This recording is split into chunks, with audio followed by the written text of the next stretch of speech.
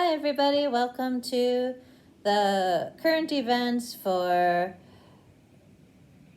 Friday, November 13th, 2020. We're reading the Driftless Journal from Tuesday, November 10th, and the Decorah Public Opinion from Thursday, November 12th. So we'll start out with the Driftless Journal, which features veterans for Veterans Day, and it came out a day early because there wasn't going to be any mail. But here we go. We've got the front page. Gunderson and Mayo leaders issue a COVID-19 message. They say, our region is in its greatest fight against coronavirus. We are seeing increased infections, hospitalizations, and deaths in our communities. Our staff are strained, our testing sites have longer lines and higher positivity rates. We were able to flatten the curve and avoid tragedy last spring and summer with your help. By masking, distancing, and hand washing, we continued page 21. We protected each other, limited the spread of the virus, and saved lives. For a variety of reasons, we lost ground. But they're wanting you to avoid large gatherings in the community, wear a mask, keep distance from others, wash hands, and stay home when ill. They're wanting to do that so that we don't have to face consequences such as running out of beds at the hospital or preventable deaths in the community. So that's a good thing to keep in mind when everyone's thinking about getting together for the holidays. Then we have a soldier's story. A Decorah World War II veteran recalls service in Japan. And it's about Andy Borsky, there's his photo. I'll read part of this. In the course of a few short months, Andy Borsky went from being a fresh-faced teenager pulled from his high school by the draft to a military policeman guarding one of the most notorious war criminals of World War II. I was stationed at Sugamo Prison in Yokohama, where many of the Japanese war criminals were held as they awaited trial. Tojo was one of the prisoners there, and this continues on page 18. He was admitted to the prison infirmary with the flu. I stood guard over him in his room as he was being treated. Hideki Tojo was Prime Minister of Japan from 1941 to 44 and was credited with being one of the principal leaders to order the attack on the U.S. naval base at Pearl Harbor. He was no mere politician. He had a long and bloody career as a military leader and orchestrated a series of successful attacks against the U.S. forces. His crimes against the U.S. and Allied forces were so severe that he was found guilty of war crimes by a military tribunal and executed by hanging on December 23, 1948. But that day, Andy Borsky was guarding a sick and defeated man. That was the morning of my 20th birthday, and I was guarding the Japanese version of Adolf Hitler. I remember he had a scar on his abdomen and his back from a suicide attempt that failed.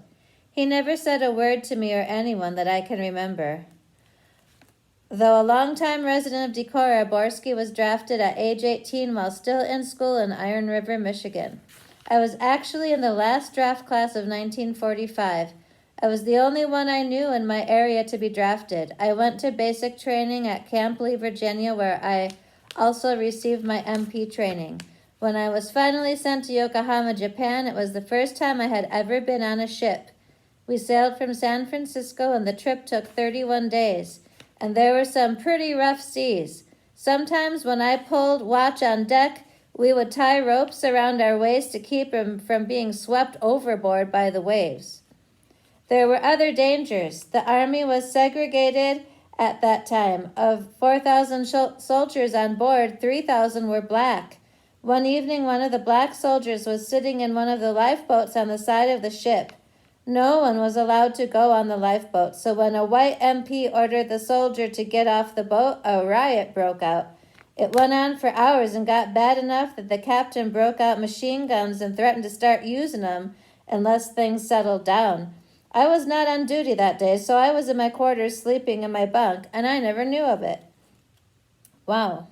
When the ship arrived at Yokohama, Borsky was immediately stationed at Sugamo Prison, where the biggest challenge in guarding Japanese soldiers was saving them from themselves. They had no desire to escape because the Japanese citizens, who were mostly against the war, would not help them outside. The prisoners would receive visitors or packages from loved ones that we had to inspect. Being caught by the Americans was a great shame to the soldiers, and being hanged was even worse. So they all wanted to commit suicide, which was considered honorable. We confiscated a lot of knives and poisonous solutions that people tried to get into the prisoners. Wow. Okay, I'm going to end the story there, but show you an updated picture of Mr. Borsky. That was an interesting thing to be doing in the military back in the day. All right. But we skipped a whole section because that was page 18. So we go back and let's see. The Winishik Medical Center Auxiliary is going to be holding virtual sales this year because in-person things are not happening. Let's see. I don't think we need to read that one. There's a lot of veterans with their information about their service from all over the community, but we won't read those because there just are so many. But, okay. The Decorah Rocks holds a fundraiser. Over 100 people participated in the Decorah Rocks Rockin' Masquerade. Nearly 1,000 Halloween and fall-themed rocks were hidden, and 20 spectacular clue rocks were hidden as well. Together, we raised enough money to provide holiday gifts for 12 individuals. And here is a picture of some people looking for rocks for Halloween. And then the Decorah Library renovations continue. Look at that. It's completely empty. I wonder where they put all those books. The current phase of the renovation project includes replacement of failing skylight panels, the installation of new commercial-grade flooring, and interior painting, all of which require significant relocation of library materials, technology, and furniture. What a job. Good luck with that is all I can say. Okay. But they're librarians. They're good at like putting things in Dewey Decimal order. So they'll find him back. Okay. Honoring Johnny. Area resident shares her brother's military story. I think we'll read that one. This is Johnny Mollers. Okay. I promised Mom I would never forget Johnny. Looking back, it's amazing to see how the pieces fell together for me. I finally realized this was meant for me to share. Johnny was born to John and Helen Mollers on their farm near Austin. He was active in 4-H and won lots of awards.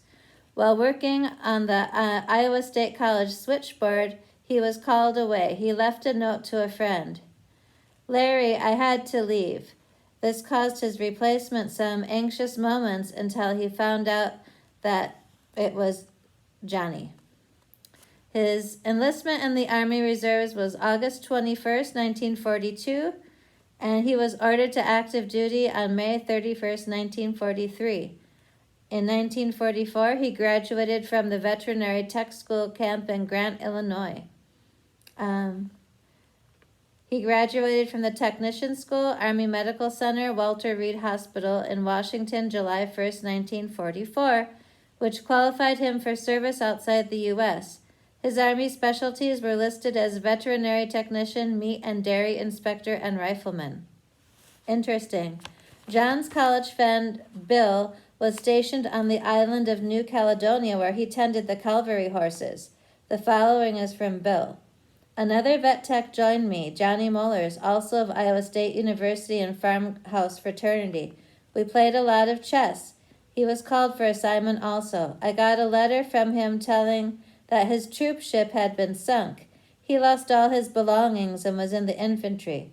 Bill refused to volunteer for active duty and didn't know Johnny had. John was stationed in Okinawa, Japan. On May 3rd, John's company was relieved by another unit. As they were leaving their area, they came under heavy enemy machine gun fire. Several men were wounded. While caring for them, John was instantly killed by enemy machine gun fire. He was awarded the Bronze Star for exceptional bravery. It was awarded by Captain Buther, official of Medical Corps. That was 75 years ago this past May. On June 11th, 1945, I was playing outside until it was time to carry lunch. I was 10 years old. I could see Dad far off in the field mending the neighbor's fence. The mailman, who limped, stopped along the road, crawled through the fence, and started walking to Dad. Dad came slowly walking home, our dog right beside him instead of romping around. He walked right past me, but I saw the envelope clutched in his hand. I heard Mom sobbing like I've never heard anywhere. A short time later, Dad came out with lunch. All he said was, "You had better get this out to the boys." My brothers Art and Reg were cultivating corn with horses, a very long ways to walk. They were joking around, so I said, "How can you laugh when Johnny's dead?" I told them what I had seen. There was no more laughing. The United States was ordered to remove all the graves from Okinawa. Our choice was to move Johnny to Hawaii or bring him home. We brought him home. In March of 1949, Johnny's body was buried at St. Francis Cemetery in Ocean, another painful funeral of the times. Mom could no longer cope with the news of his death was a mistake. When I was president of the Legion Auxiliary in Hawkeye, Iowa, I was a delegate to the state convention in Des Moines. One of the speakers talked about the rude treatment of Vietnam veterans. My godson, John Bengfort, was one. He's now a veterinarian. When John and others returned home after their terrible ordeal, people spit at them, called them names, actually hated them. He just couldn't understand and was deeply hurt by their rejection. Yet he believed he had done the right thing serving our country. The speaker challenged each one of us to honor them and all veterans in our hometowns. I was working at the Holy Name Catholic Church in West Union and thought, I can do that. I talked to Father Schwinn and had his full approval. He said the church should have been doing that all along. What a great privilege it was for me to honor my brother Johnny, my godson John, and all veterans every Memorial and Veterans Day. All right, we're going to end it there, but that's very nice that she was able to do that for Johnny and for all the veterans in her family. Okay. Nothing really on pages 20 and 21. Not there. Bunch of help wanted ads, and I think we're gonna get to basically echoes of the past coming up here. All right. Momentous national election held 1920, 100 years ago. The most momentous, I'm going to move this so I'm not crooked. The most momentous national election campaign of the present generation came to a close the other evening. The advent of the women voters in the politics of the nation, the all-absorbing League of Nations issue, the general reconstruction program following the greatest war of all history, made the campaign the most important and far-reaching in effect of any most of us have ever experienced. Not in 50 years has there been such widespread changing of political affiliations and alignment on national issues, and the women just becoming an element in the voting strength equal to the men to be taken into consideration, made all prognostications and estimates outside the seeming general sentiment of the people mere conjecture.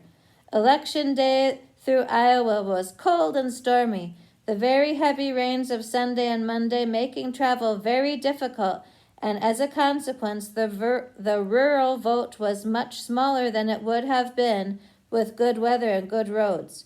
On account of the women voters practically doubling the number of votes to be counted, It has been a very difficult matter to secure voter returns this year. It is safe to say that the people have expressed themselves in no uncertain terms, and the grand old party will again assume the leadership and direction of the people's business. Many folks sat up during the election night, watching the reruns at the movies, the courthouse, and various places around town. At the Star Theater, manager Ralph gave a continuous program until after midnight, interspersed with a complete telegraph bulletin service. In the city of Decorah, the election judges sat up all night counting and did not complete their work and turn in the results until a very late hour in the morning. The way the lads love the lassies in their automobiles is rather shocking to some older folks around these parts. The older generation once did their courting in a buggy or while strolling in the moonlight. The other night, a local reader saw a girl lolling unblushingly in a fellow's arms on the back seat of an automobile as it rolled up Main Street, right here in Decorah. Wow, the top was down, the bright streetlights brought the spooning couple right into plain view of the folks on the sidewalks. Many were the jibes and jeers hurled at the lovers who made a spectacle of their embraces. A fellow who really cares for a girl would not submit her to such insult. The girl should respect herself enough to not permit a man to hold her up to ridicule. Well, that's 100 years ago. I don't know. 90 years ago, Decorah High School annexed another victory on Armistice Day. The operetta play Bittersweet Anne is being presented in 2 acts by the pupils of Ridgeway High School.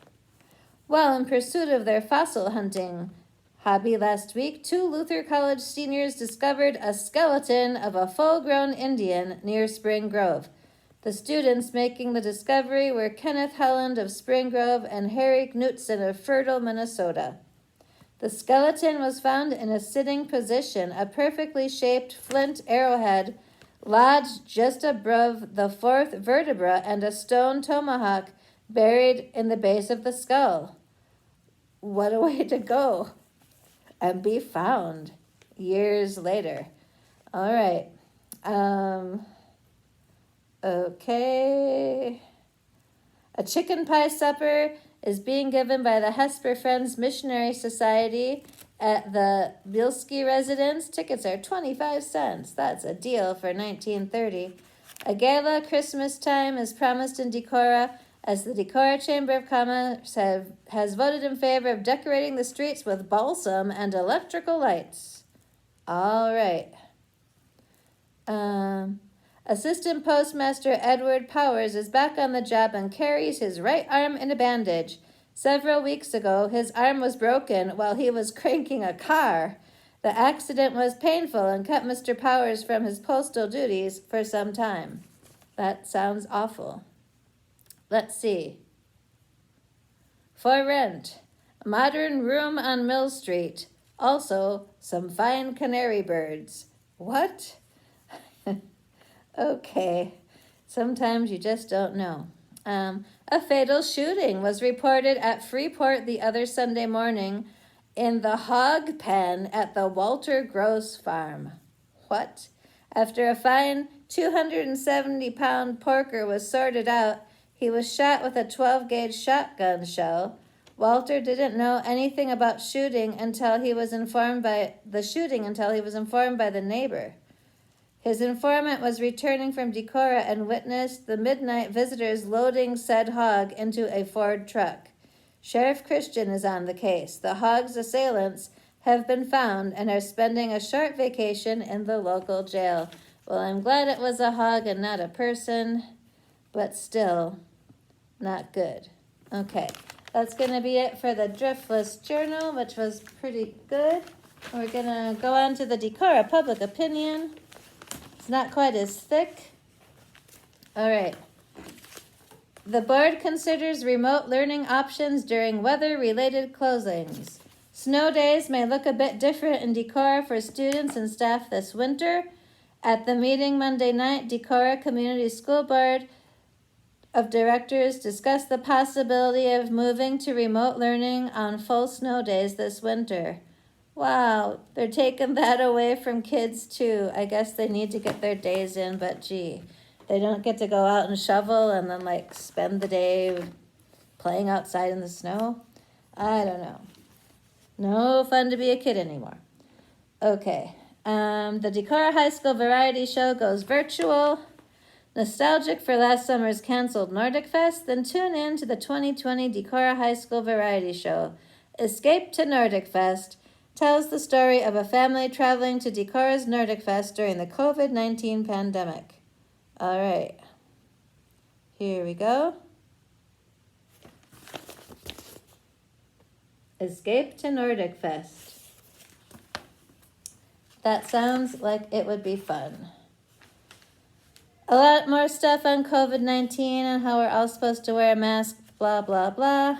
But you can only read that so much. So let's go on to the religion section, because today we have Pastor Amy, is it Zalk Larson or Larson Zalk?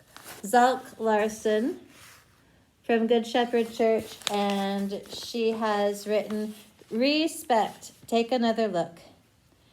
Dear neighbors, I want to see you differently. I don't want to see you only as someone who voted for one presidential candidate or another. I don't want to stereotype you. I commit to looking at you with love and respect. As I seek to do this, I always return to a story that Senator Cory Booker of New Jersey tells about one of his most important teachers. Just after graduating from law school, Booker moved into a low-income housing area in New Jersey because he wanted to make a difference in a struggling community. He sought out Ms. Virginia, the building president, to say, "Ma'am, I'm here to help." Ms. Virginia looked skeptical. He made sure to tell her he was a graduate of Stanford and Yale Law School. He mentioned that a few times, actually. She didn't seem overjoyed by his presence, so he just kept talking. Finally, she interrupted him and said, "Follow me." She led him down the street and said, "Tell me what you see." Booker described the crack houses, the crime, the things that had been stolen from his car the night he moved in, all the problems. The more he talked, the more disappointed she looked. Finally, she shook her head. "You can't help me." And she walked away. Booker ran and caught up with her. "What do you mean? What are you talking about?" he asked. Ms. Virginia turned and said, "Boy, you need to understand something. The world you see outside of you is a reflection of what you have inside you. If you are one of those people who only sees darkness and despair and problems, that's all there's going to be. But if you are one of those stubborn people who every time you open your eyes you see beauty, you see love, you see possibilities, you see the face of God, then you can be one of those people who helps me." What we see matters. Contemplative teacher Father Richard Rohr describes our tendency to see in a dualistic way. We divide the world between good and bad, right and wrong, and then assign people to these categories. This kind of seeing hardens our hearts and prevents us from seeing the face of God in others. To respect someone, Rohr says, literally means to take a second look. Respect. Re-look. The first time we look at someone, our instincts kick in, and we make quick judgments and stereotype. That's what our brain does. We assess quickly. Is this person safe? Is this person like me? Are we in the same tribe? That is natural, normal, and instinctual, but if we only look at someone that way, we don't truly see them. We show respect to a person when we take a second look, when we look at them again. Jesus must often want to do what Ms. Virginia did, take us out on the streets of our country and ask us, "Tell me, what do you see?" I know I would probably talk about all the problems, all the difficult people who just don't get it, who need to be corrected. They are so angry, so judgmental, so extreme. And then I think Jesus would say something like, the world you see outside of you is a reflection of what you have inside of you. Jesus sees all of the junk inside each of us and is grieved by it, but that isn't all Jesus sees. Jesus also sees so much beauty, love, and possibility, so much of God in each of us. Jesus gazes upon us with love. Being regarded with such love can change our hearts and help us to see differently. So, let's take a second look at each other. Well, that's a very nice message for after such a long week and some days. Okay. Keep on moving to find some more stuff. Let's see.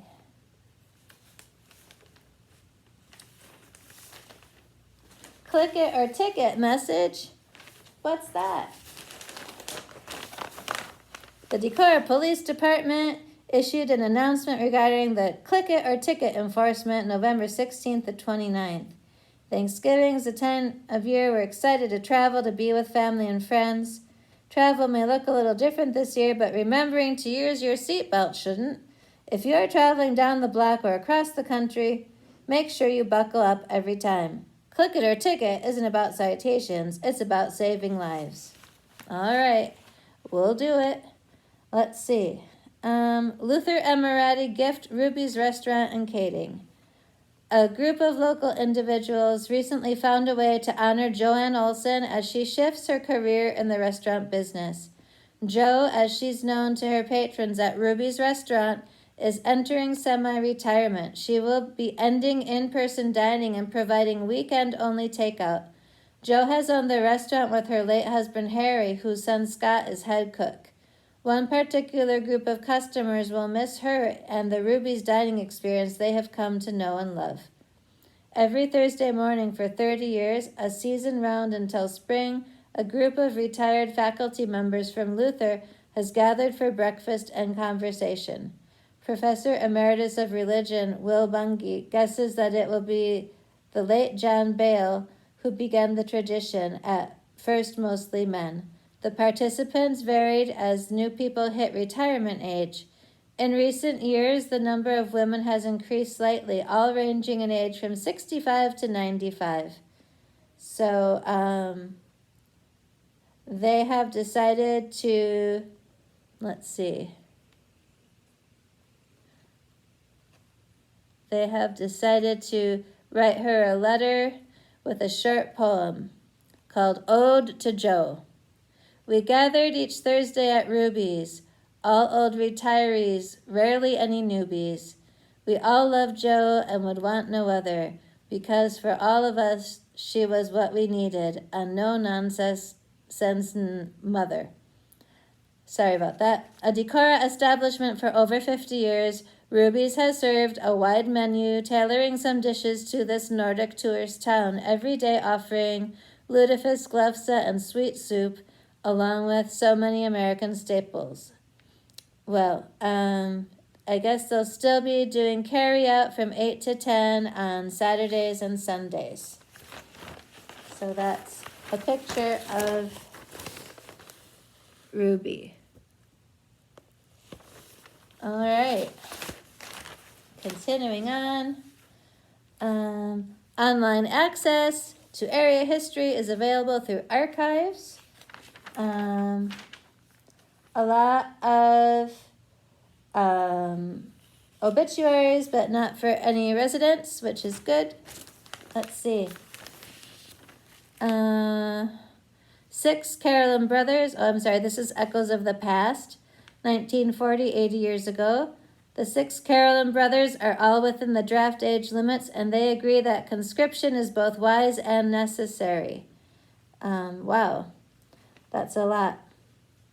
Okay. It is the hope of the Secretary of Agriculture, Claude Wickard, that every farm should be electrified, rich and poor alike. He is a supporter of the Rural Electric Membership Cooperation. Let's see. The Piggly Wiggly has fresh oranges at 35 cents for 3 dozen. That was in 1940. 1960. 60 years ago. A crew of 4 has been hired to handle the extra mail to be processed 15 days prior to the Christmas holiday at the local post office. 1970. 50 years ago. Maxine Swigum, Decorah High School's office education coordinator, helped host the annual appreciation breakfast for students and their employers last week. She was a resident here a few years ago. Let's see. For sale, Beisker's Store Tavern and Dance Hall located in nearby Rossville. The dance hall boasts a new ceiling and modern wood paneling on the walls. This is a real money maker. I hope someone bought it. It's time for Lutefisk supper at the Glenwood Lutheran Church. $2 for a ticket in 1970. Let's see.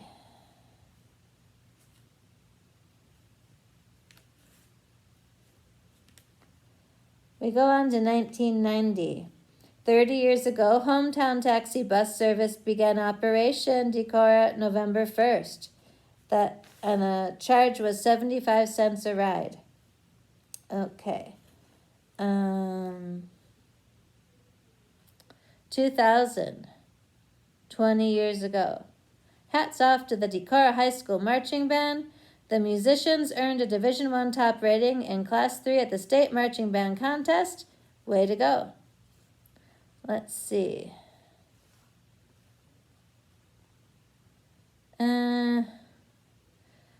They had decided on the theme for the 2010 Nordic Fest. It was Take a Liking to a Viking.